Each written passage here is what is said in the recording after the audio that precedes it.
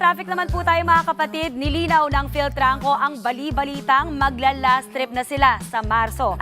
Alamin natin ang latest dyan kasamang ating traffic Tito Mondi Lopez na live po ngayon sa Cubao. Tito Mondi, anong paglilinaw ang sinabi ng Philtranco? Tito Mondi!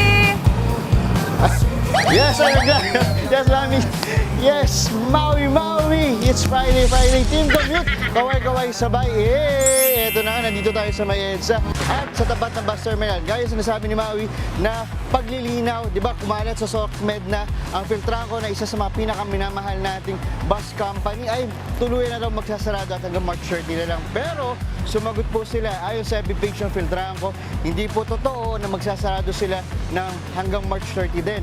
Pansamantala na po titigilan ka ng operasyon. Ayon nga na sila kausap ko Maui at mga kapatid natin na taga Philtranco, maaari silang mag-resume sa March, di ba? Para tuloy magbigay serbisyo sa ating mga kapatid, lalo rin yung mga nasa PTEX at sa Turbina, Laguna. Kasi tayo, laking Philtranco tayo, di ba? Kaya eto na, ang Philtranco kasi mga bumabiyahe ng Davao at Bicol. Isa sa mga binabiyahe na. At speaking of Bicol, pakita natin, oops! Nandito tayo ngayon sa isang terminal ng Bicol, Isarog. Ang batingan natin sa mga kapatid natin ay maray na aga sa mga pabiyaheng Bicol. Hello po. Hello. Pakita natin.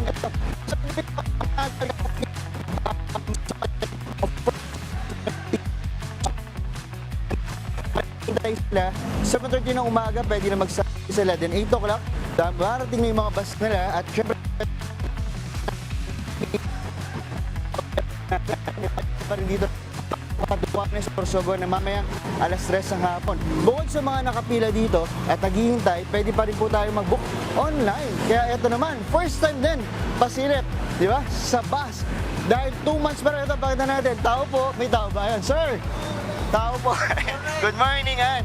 Sir, papasok po. Tito Mondi, good morning kapatid. Ayan. Bus ride tayo. Ay, sir, good morning po, Tito Mondi. Ayan, sir. Sir, ano magagawa natin? Ay, bibiyoksa muna. Panda rin, sir. Panda rin daw natin. So, habang panda rin tayo natin.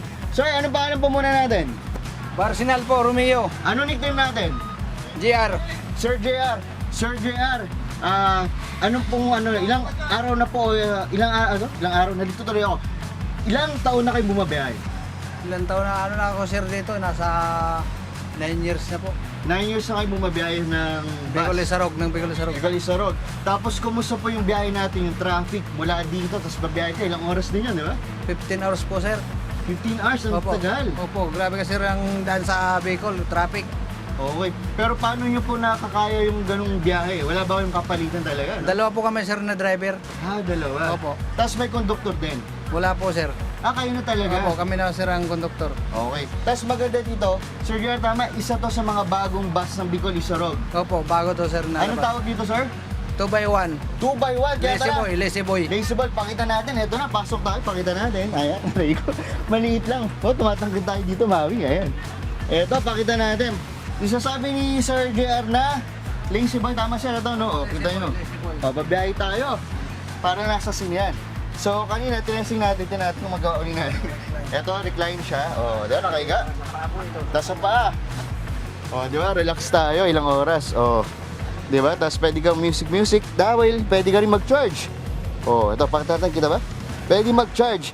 Ang haba ng biyahe, di ba, Sir JR? Opo. Ang haba, Mawi. Naiihi tayo. Ito, pakita natin. CR po yan. Sakto, may CR. Bilis, naiihi na ako. Ayan. Ito, sakto. Ang ganda. Tsaka bagong-bago talaga. O, kita nyo. May mga, maliliit na monitor. At ito yung CR, pakita natin. Dahan-dahan kami. Ayan, dahan-dahan. Ilapit natin. Ayan. Okay, ito na. Pakita namin sa inyo, mga kapatid. Ayan. Ito, pakita natin. Wala pong gumagamit. Oh, di ba? May pa-CR at sabi nga dito, pakita natin at bawal po. Sa mga kumain, pasensya na po, ay nakalagay lang. Meron silang ganyan.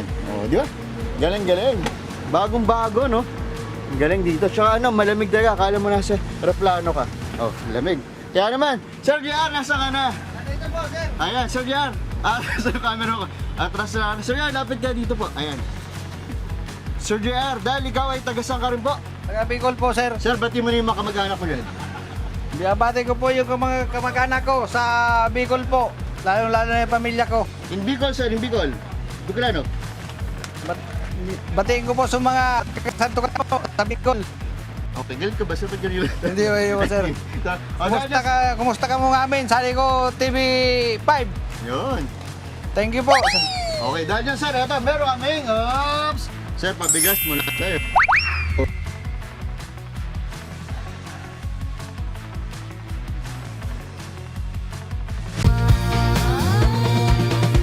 Po, dito mo, hindi na putol, pero ang ganda ng patour mo dyan. Sana makita yan natin in person next time. Maraming salamat, Tito Mondi Lopez. Mga kapatid, Mondi Lopez po, manatiling updated sa lagay ng trapiko sa mga pinakaabalang kalsada sa Metro Manila.